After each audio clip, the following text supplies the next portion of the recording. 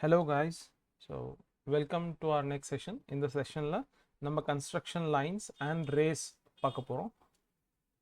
இந்த software பார்த்தீங்கன்னா AutoCAD 2023 version. So let's go. இப்போ construction line அப்படிங்கிறது ஒரு infinite line.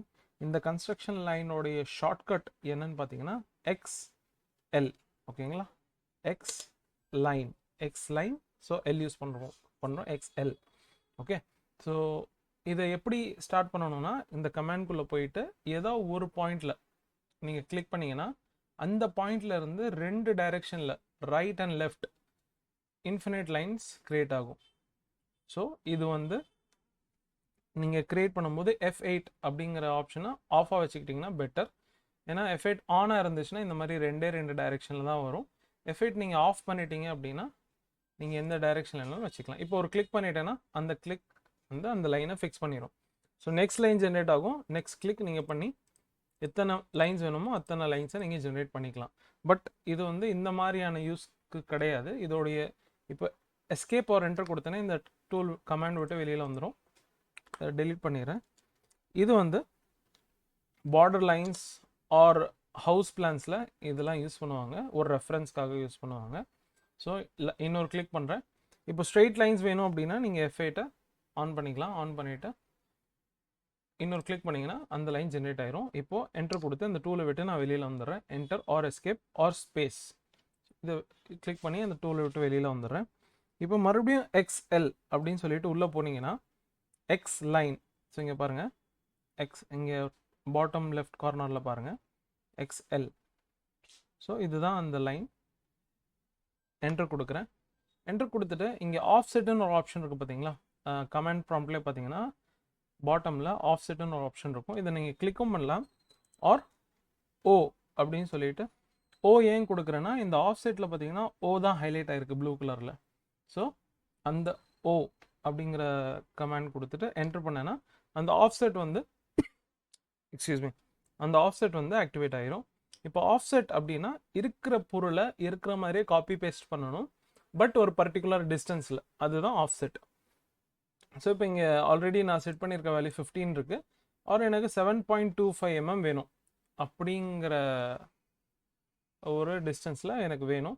நான் 7.25 கொடுத்து என்டர் கொடுக்குறேன். என்டர் கொடுத்துட்டு எந்த லைன் வேணும், செலக்ட் லைன் ஆப்ஜெக்ட். ஸோ இந்த லைன் தான் எனக்கு வேணும். இதை கிளிக் பண்ணிடுறேன்.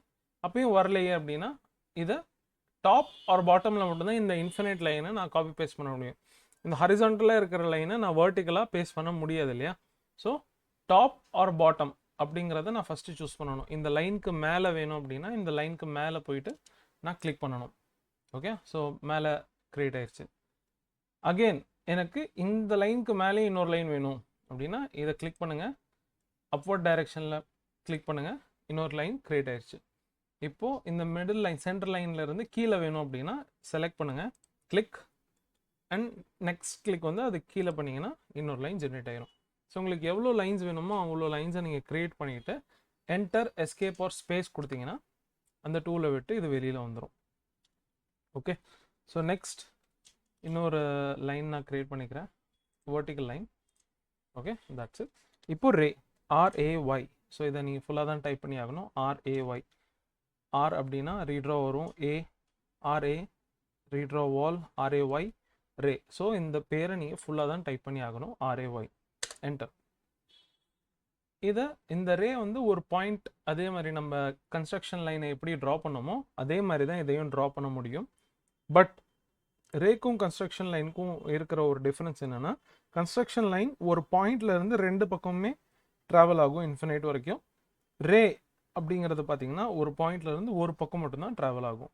சப்போஸ் இந்த ரெண்டு லைனும் கிராஸ் ஆகிற இடத்த நான் பாயிண்ட்டை செலக்ட் பண்ணிக்கிறேன் அப்படின்னா கிளிக். F8 ஆனாக இருக்குது, அதனால் எனக்கு தெரியல. F8 ஆஃப் பண்ணிட்டேன். இது பார்த்தீங்கன்னா நான் எந்த டைரெக்ஷனில் வேணாலுமே இந்த லைனை அட்ஜஸ்ட் பண்ணிக்கலாம். ஓகே, ஸோ இப்போது ஒரு பர்டிகுலர் ஆங்கிளில் எனக்கு வேணும் அப்படின்னா அந்த லைன் அங்கே நான் கிளிக் பண்ணி செட் பண்ணிக்கலாம். Okay, so that's it. இது இன்ஃபினைட் அப்படின்னு சொன்னேன் இல்லையா? இதை நான் ஜூம் அவுட் பண்ணுறேன் பாருங்கள். இது ஜூம் அவுட் பண்ண போயிட்டே தான் இருக்கும். இது நம்ம வந்து இதோட எண்டை நம்ம பிடிக்க முடியாது.